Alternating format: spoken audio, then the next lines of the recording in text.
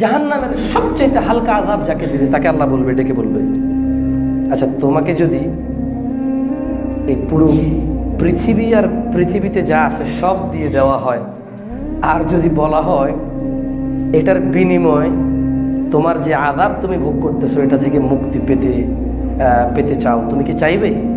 সে বলবে হ্যাঁ আল্লাহ, হ্যাঁ। এটা সবচেয়ে হালকা আযাব। কি আযাব?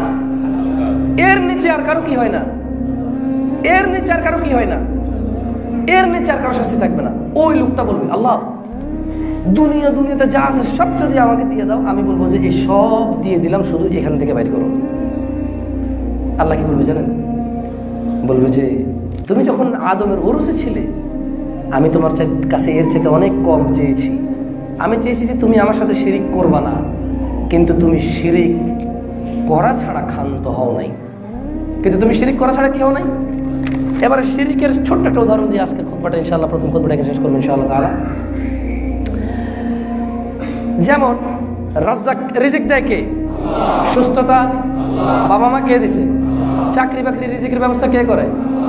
এই যে স্ত্রী সন্তানের এগুলা নসিব কে লেখে? তাকদির কার হাতে? সবকিছু কার হাতে? হায়াত, মৃত্যু সব কার হাতে? ছেলে পাওয়া, মেয়ে পাওয়া, যদি কোনো কিছু না দেয় কে দেয় নেই? যদি এর ঘরে কিছু হয় কে দেবে?